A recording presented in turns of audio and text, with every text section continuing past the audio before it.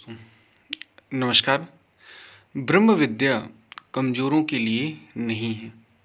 इसी पर हम वीडियो में बात करेंगे। उससे पहले अगर आप चैनल पर नए हो तो सब्सक्राइब भी करें। वीडियो को पूरा सुनेंगे तो आप इसका अधिक लाभ ले पाएंगे। पसंद आए वीडियो तो शेयर ज़रूर करें, शेयर करना ना भूलें। हम चलते अपनी वीडियो की तरफ। प्रिय दोस्तों, ब्रह्म विद्या या जिसको आत्मविद्या कहा जाता है, जो वास्तव में विद्या है भी, क्योंकि विद्या वही है, सा विद्या या विमुक्तये, जो मुक्ति दे वो विद्या है। वास्तव में विद्या वही है। यूं तो कई सारी विद्या के नाम से प्रचलित, जो आपको संस्कार देने के लिए, शिक्षा देने, कई सारे विद्याएं हैं, लेकिन ब्रह्म विद्या वो विद्या है जो आपको मुक्ति देती, जो आपको मुक्ति तक लेकर जाती है। वो ब्रह्म विद्या है या आत्मविद्या है। तो कहा गया कि ब्रह्म विद्या कमजोरों के लिए है ही नहीं, और वास्तव में कमजोरों के लिए नहीं है।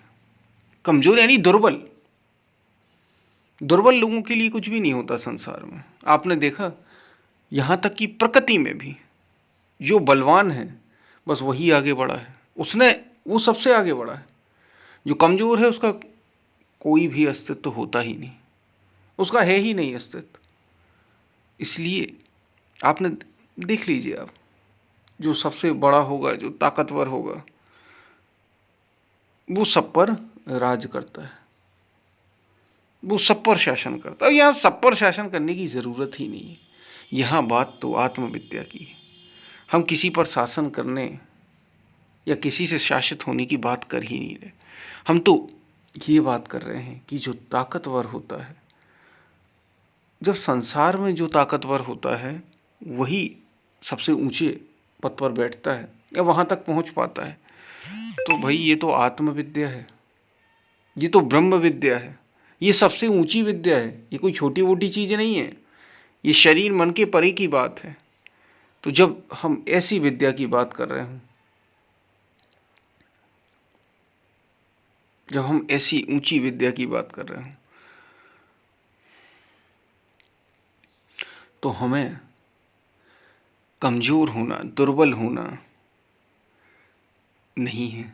यदि हम दुर्बल और कमज़ोर रहेंगे तो फिर ये ब्रह्म विद्या हमारे काम की क्या, हम इसका उपयोग ही नहीं कर पाएंगे। हमारे लिए फिर ये है ही नहीं। शरीर से भी सशक्त व्यक्ति चाहिए और मन से भी सशक्त व्यक्ति चाहिए। नहीं है तो बना लो उसको। और जैसे जैसे तुम अपने मन को सशक्त बनाओगे, मजबूत बनाओगे, वैसे वैसे ये ब्रह्म विद्या की तुम पात्र होते चले जाओगे। याद रखना, इसके लिए पात्र होना पड़ता है, हर किसी के लिए नहीं है। अभी जो भोगों में ही लिप्त हैं, जो संसार में ही लिप्त हैं, जो बड़े दुर्बल हैं, छोटे छोटे भोग आते हैं, उसी में उनका मन अनुरक्त हो जाता है, वो क्या ब्रह्म विद्या का करेंगे? उनके लिए ब्रह्म विद्या है ही नहीं। वो इसकी कीमत ही नहीं समझ पाएंगे। जैसे होता ना कि हीरे की कीमत पारखी ही उसका करता है, जौहरी ही करता है। जो सच में जानता है हीरे के लिए कि ये हीरा है, वही उसकी कीमत करता है। जो जानते ही नहीं, उसके लिए तो कंकड़ पत्थर है। उसे क्या हीरा, उसको तो परख ही नहीं है। तो ये ब्रह्म विद्या बड़ी ऊंची विद्या है। ये दुर्बल लोगों के लिए है ही नहीं। हमारे संतों ने, महापुरुषों ने, खासतौर से स्वामी विवेकानंद जी ने ये बात कही बार बार, दुर्बलता का त्याग करो, दुर्बलता का त्याग करो। तुम दुर्बल नहीं हो, तुम शक्तिशाली हो, तुम कमजोर नहीं हो। हर प्रकार की दुर्बलता का त्याग कर दो। तुम मजबूत हो, तुम शक्तिशाली हो।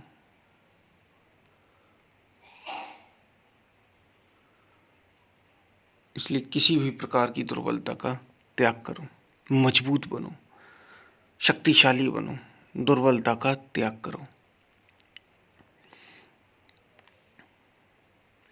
क्योंकि जो दुर्बलता का ही त्याग नहीं करता, वो ताकतवर बनेगा कैसे? और जो ताकतवर नहीं बनेगा, उसे ब्रह्म विद्या का वास्तविक, अगर ब्रह्म विद्या तुम्हें मिल भी गई और तुम कमजोर ही हो, बाहर से भी और भीतर से भी, तो तुम समझ ही नहीं पाओगे क्या बात कही जा रही है।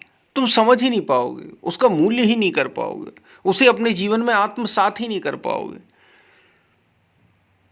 इसलिए दुर्बल मत होना, सभी प्रकार की दुर्बलताओं का त्याग करो, सभी प्रकार की कमजोरियों का त्याग करो, क्योंकि तुम दुर्बल हो ही नहीं।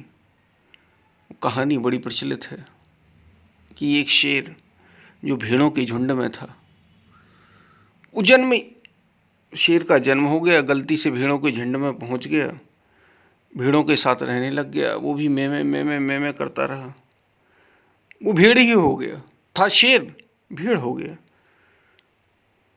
क्योंकि भेड़ों के झुंड में था, वही रहने लग गया, वैसी पत्तियां, फूल पत्तियां वैसी खाता। अचानक से एक समय ऐसा आया कि एक शेर ने देखा, अरे शेर एक शिकार करने आया भेड़ों के झुंड का, अपनी भूख को मिटाने के लिए। उसने देखा कि इन भेड़ों की झुंड में एक शेर भी है, और वो भेड़ों की तरह ही भाग रहा है, मैं करता हुआ भाग रहा है। वो जैसे ही उसके ऊपर लपका, वो चिल्लाने लगा। अरे शेर बोला, अरे पागल, तू चल मेरे साथ। वो उसको ले गया और पानी में उसका चेहरा दिखाया कि तू है कौन, पहले ये तो जान, तू है कौन, इसको पहचान, तू शेर है भाई। और जब उसने पहचान कराई तो उसे पता चला कि अरे मैं तो शेर हूँ, ये मैं क्या कर रहा हूँ। तब उसने फिर दहाड़ जैसी होती है शेर की, वैसा दहाड़ की, सिंहनाद किया। तो शेर हो तुम,